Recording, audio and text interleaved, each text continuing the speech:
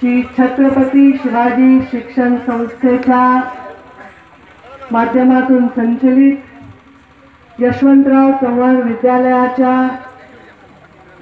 या रौप्य महोत्सवाच्या मंचावर आताच ज्यांनी आपल्याला मार्गदर्शन केलं त्या रेकॉर्ड ब्रेकिंग मताने निवडून आलेल्या आपल्या सर्वांच्या आशीर्वादाने आपल्या खासदार प्रीतम मुंडे, मंचावर उपस्थित आपले आमदार ज्यांना आम्ही जिजा म्हणतो लाडाने, ते आदरणीय आरती जिजा, मंचावर उपस्थित ज्यांनी सगळ्या महाराष्ट्राच्या नेते एकीकडे आणि मी एकीकडे अशा निवडणुकीमध्ये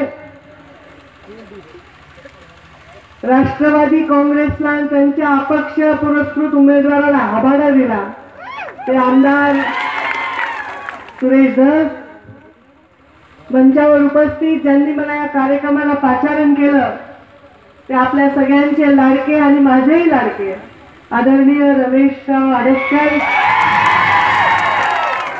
मंचावर उपस्थित सविताताई गोल्हार, जिल्हा परिषदेच्या अध्यक्षा, मंगलताई मुंडे वडवणीच्या नगराध्यक्षा, माजलगावचे नगराध्यक्ष सहाळ चाऊस, आमचे जिल्ह्याचे अत्यंत यशस्वी जिल्हा अध्यक्ष की ज्यांच्या नेतृत्वाखाली जिल्हाध्यक्ष झाल्यापासून आम्ही निवडणुका हारलोच नाही, ते आमचे रमेश भाऊ पोकळे, मंचावर उपस्थित महादेवांना बडे, रामभाऊ कुलकर्णी, बाबरी मुंडे, सुलोचनाताई वावळ, सुनीलजी शिंगारे, अर्जुनजी तिडके, प्रकाशजी कोकाटे, रामदासजी काकडे, शिवाजीराव काजगुंडे, अंगद मुंडे, महादेव तोंडे, सुदाम बडे, मंचावर उपस्थित विजयजी लगड, अर्जुनजी तिडके, गोरखजी दुबार,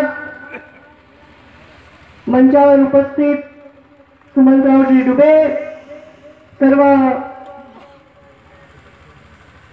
मंचावर उपस्थित ऋषिकेशजी आडसकर, उद्धवजी इंगोले, उपस्थित सर्व मान्यवर आणि एवढ्या कुठे कल्याण काका आखाडे, आता ज्यांचे नाव मला मागे बसल्यामुळे लिहिता आले, आमचे सामान्य माणसासाठी आणि सावता परिषदेच्या माध्यमातून सगळ्या राज्यात काम करत असलेले कल्याण काका, उपस्थित सर्व मान्यवर, एवढ्या संख्येने माझ्या समोर उपस्थित फेटेवाले, टोपीवाले सगळे वडीलधारी मंडळी आणि उत्साही घोषणा देणारे माझे सर्व युवा बांधव आणि कुठल्याही कार्यक्रमाला मला वाटत नाही एवढ्या संख्येने कधी येत असतील, पण आपल्या ताईला मायाचा पदर ओढण्यासाठी आलेल्या माझ्या मायमाऊली आणि बाल मित्रमंडळी,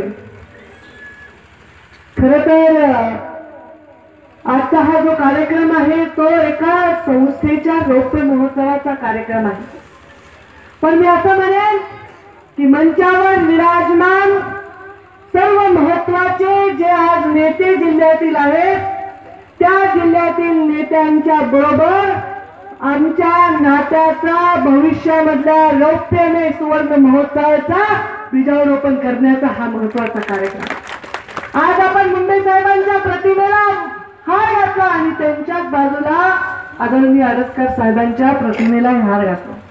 राजकारणामध्ये हे चित्र जिल्ह्यामध्ये बऱ्याच मतदारसंघांना स्थिरता देणार राहणारे हा विश्वास मला होता आणि त्यामुळे माझ्याकडे 2014ला राग राहिली होती की आम्हाला पक्षात घ्या, आम्हाला पक्षात घ्या, पण मी म्हणलं मला बाकी कोणी नको, फक्त रमेशराव आडसकर मला माझ्या पक्षात घ्या आणि त्यामुळे मला निश्चिंत झालं माझ्या जिल्ह्याचे हे सगळे लोक जे मंचावर आहेत हे जर माझ्या बरोबर राहिलं तर मी तुम्हाला सांगते आपण महाराष्ट्राची मुंबई नाही देशाची दिल्ली सुद्धा काबीज करू शकतो, ही ताकद आपल्याला। आज मी आल्याबरोबर माझ्या लोकांनी स्वागत तर रस्त्याने केलं, मला काल सुरेश दास म्हणत होते ताई तुमच्या कार्यक्रमाला खूप उशीर होतो, मी म्हणलं काय करू, रस्त्यावरती लोक वागूच देत नाही। काल मी हेलिकॉप्टरने येणार होते पण जिजांनी मला सांगितलं, आडसकर साहेबांनी सांगितलं की ताई तुम्ही हेलिकॉप्टरने येऊ नका, सगळ्या गावात लोकांनी स्वागताची तयारी केली, ते नाराज होते आणि म्हणून मी गाडीने आले। आता गाडीने आले म्हणल्यावर दर 2 किलोमीटरला स्वागत आहे, कमाने, लोकांच्या बाया आमच्या सगळ्या तयार होऊन ओवाळल्या. इतकं प्रेम कुणाच्या वाटायला येते? एवढं प्रेम मला मिळालं. आता मला रस्त्यामध्ये मी आमच्या बाबासाहेब गोळ्यांच्या घरी 5 मिनिटं चहा प्यायला थांबले आणि तिथं नाच झाली. त्यांना ते नाच माझ्या हातात दिले. मला म्हणले आत्ताच्या आत्ता नाव ठेवा. म्हणजे बरोबर घरातून सकाळी निघताना मी एका राजकीय कार्यक्रमाला किंवा एका संस्थेच्या कार्यक्रमाला निघाले होते, पण घरातून इथे येईपर्यंत मी मुलगी, आई, बहीण, आत्या, लेक अशा अनेक भूमिका निभावल्या. आणि हेच मुंडे साहेबांची शिकवण आहे. फक्त नेता झालं तर लोकांची मतं आपल्याला जिंकता येतात, पण लोकनेता झालं आणि कोणाचा भाऊ, कोणाचा पिता, कोणाचा मुलगा, कोणाचा सहकारी, कोणाचा मित्र अशी भूमिका केली तर लोकांच्या मतावर नाही तर मनावर सुद्धा राज्य करता येते. मुंडे साहेबांनी आम्हाला शिकवलं आणि त्यामुळे मी इथे आहे. ते अनेक भूमिकेमध्ये आहे, अनेक चेहरे माझे आहेत आणि या प्रत्येक चेहऱ्याच्या प्रत्येक नजरेतून तुमच्याविषयी माझं प्रेम हे कायम आहे. या डोंगरातली जनता किती प्रेम केले हो साहेबांना. मी आता बघत होते, मी जिजांना दाखवत होते, बघा कसा रस्ता दिसायला, असा जसं काही स्वर्गाची सीडी असा रस्ता सिमेंटचा. कुठला रस्ता होता तुझ्या? आंबेवाडगावच्या पुढे. म्हणजे या ठिकाणी मी मुंडे साहेबांचा प्रचार करायला जेव्हा आले होते 2009ला, माझ्या दाताच्या कन्या होणं म्हणजे काय असतंय असं माझी परिस्थिती तेव्हा झाली. दातामध्ये जर फुटाणा ठेवला तर इथे येईपर्यंत भुगा होत होता अशी परिस्थिती होती. आणि आज इथे येणारे रस्ते एवढ्या मोठ्या प्रमाणात झाले. 10,000 कोटी रुपये इथे वेगवेगळ्या माध्यमातून रस्त्याचे या माझ्या बीड जिल्ह्याच्या जनतेसाठी मी त्यांच्या पायावर अर्पण करण्यासाठी आले. जलसंधारणाची कामं केली. 950 कोटी पीक विमा आणला.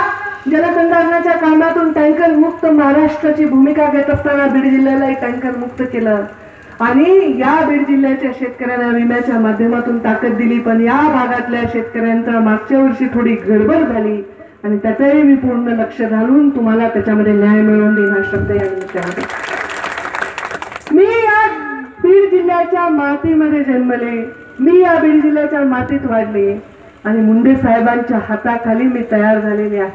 मुंडे साहेब पिता म्हणून आणि नेता म्हणून त्यांनी मला जे शिकवले ते स्वाभिमानाने जगायचं, त्याचमानाने जगायचं, कोणासमोर वाकायचं नाही, कोणासमोर झुकायचं नाही, कशासमोर रुकायचं नाही आणि सामान्य माणसाच्या सेवेमध्ये कधीही थकायचं नाही, हे मुंडे साहेबांनी मला शिकवलं.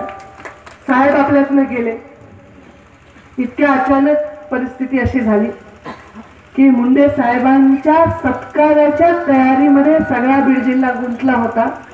सकाळी आता साहेब येणार आहे, साहेबांना ओवाळायचे, गुढ्या चढवायच्या, फटाके लावायचे, मिरवणूक काढायची, घोषणा द्यायच्या.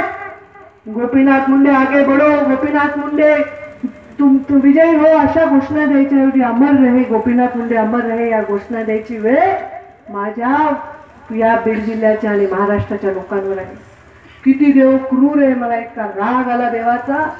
मिल्ल देवाचं दर्शन मी घेणार नाही. माझ्या बापाचा सत्कार करायचा, तिथे अंतिम संस्कार करायची वेळ माझ्यावर आली, माझ्या या लोकांवर आली. अरे पंकजा मुंडेच्या डोळ्यात जे अश्रू होते तेच अश्रू तुमच्याही डोळ्यामध्ये होते. तुमचं दुःख माझ्यापेक्षा एवढं सुद्धा कमी नव्हतं याचे मला जाणीव होते आणि म्हणून देवाचं दर्शनच घ्यायचं नाही. मग मुंडे साहेबांचं काय राहिलं?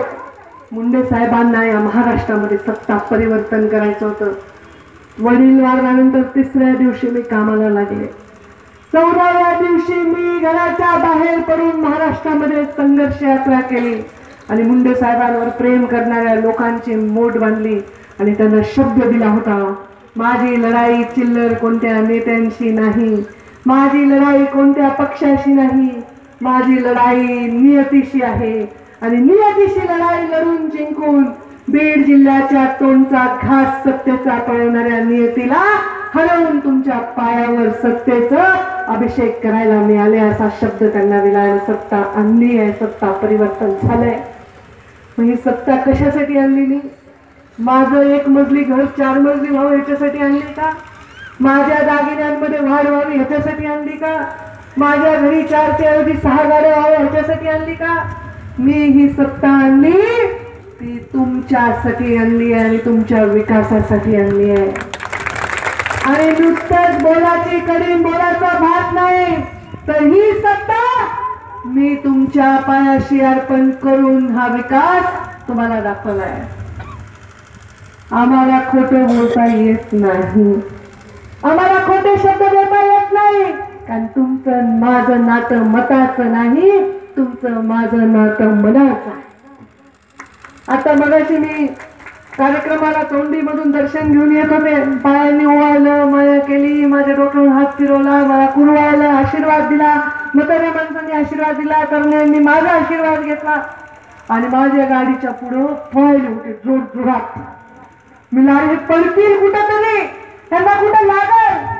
मला त्यांची काळजी वाटायली, त्यांना माझी काळजी वाटायली.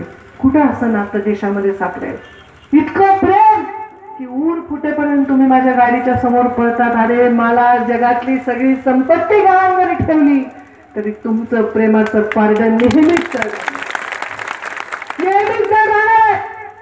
मुंडे साहेबांनी माझ्यासाठी काय ठेवलं असं मला कोणी जर विचारलं, मी म्हणेन गाडी नाही, बंगला नाही, जमीन नाही, जायरात नाही, धन नाही, धान्य नाही, दागिने नाही, पैसा नाही, अडका नाही.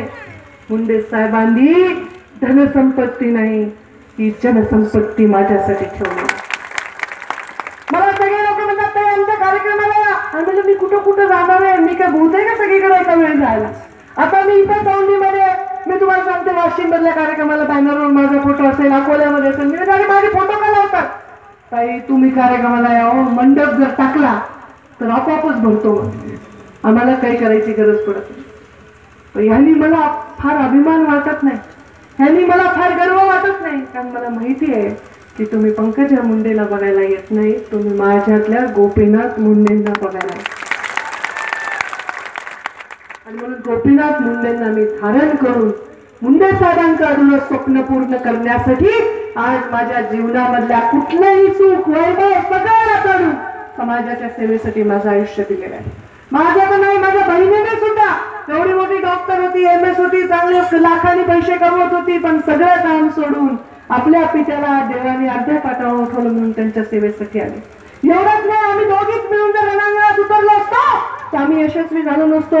तेव्हा जिजा असतील, रमेश भाऊ असतील, कल्याण काका असतील, राजा भाऊ असतील, हे सगळे आमचे मागे सगळे रमाकांत बापू, तपसे काका, महादेव बडे, हे सगळे राम भाऊ, हे सगळे आमच्यावर होते म्हणून यशस्वी झालो. त्याच्यानंतर आमच्या रमेशराव आडसकर आमच्या बरोबर जोडले गेले. आता तर सुरेश धस पण आले, म्हणजे आता मला तर काही कळतच नाही, मला काही काम ठेवतात की नाही. मग रमेशराव आडसकरांचं दुःख मी समजू शकते. ते वडील गेले, घरामध्ये भावाचं निधन झालं, बहिणीचं निधन झालं, सतत एका वर्षामध्ये एका पाठोपाठ दुःख त्यांच्या वाट्याला आलं. ज्यांनी दुःख भोगले त्याला दुःखाची जाणीव आहे आणि म्हणून त्यांच्या दुःखात मी सहभागी होण्यासाठी तेव्हाही धावत आले. एखाद्याशी नातं जोडलं तर ते आपल्या शेवटच्या श्वासापर्यंत निभावून त्या नात्याला ताकद देण्याचं काम आम्ही करत असतो. पण नवीन नातं जोडलं म्हणजे जुने नातं तोडतो असं नाही. उगो पत्रकार छापतील, कोणी टेन्शन घ्यायचं कारण नाही. माझ्याकडे ती थाळी आहे, ती होती ना श्रीकृष्णांनी थाळी दिली होती पांडवांना वनवासात जात असताना, ते अन्न कधी कमीच पडायचं नाही, तसं माझ्याकडून कमीच पडणार नाही. पोट उशिरा जेवण मिळेल पण सगळ्यांचं पोटभर जेवण मिळेल, काही चिंता करायची गरज नाही. कारण ज्या ज्या लोकांनी माझ्या अडचणीच्या काळामध्ये माझ्यावर राहिले त्या लोकांच्या बरोबर मी राहणार आहे आणि मी त्यांना कधीही अंतर देणार नाही. आणि म्हणून मी आज इथे आज मी जे आले ते एका नवीन युगाची सुरुवात करण्यासाठी. आज जर आपण बघितलं की निवडणुकीमध्ये आपण म्हणतो तिकीट देतात पक्षाचे लोक वेगवेगळे, भाजप आहे, शिवसेना आहे, राष्ट्रवादी आहे, काँग्रेस आहे, पण बीड जिल्ह्यामध्ये तिकीट देण्याची पद्धत कशी आहे? आम्ही एखाद्याला तिकीट देतो, तुम्ही तिकीट घ्या निवडून या, तुम्ही तिकीट घ्या तुम्ही निवडून द्या. पण राष्ट्रवादीत काय चालू आहे? तुम्ही तिकीट घ्या पडा, आपण तिकीट घ्या. राष्ट्रवादीचं काय चालू आहे? अरे सगळे पक्ष निवडून येण्यासाठी तिकीट देतात, पण या देशामध्ये बीड जिल्हा असा मतदारसंघ आहे की ते पडण्यासाठी लोकसभेला तिकीट द्यायला पडण्यासाठी. बरोबर आहे का नाही? राष्ट्रवादीमध्ये काय चाललंय? तुम्ही लोकसभेला पडला तर तुम्हाला आम्ही विधान परिषद देऊ, म्हणजे त्यांनी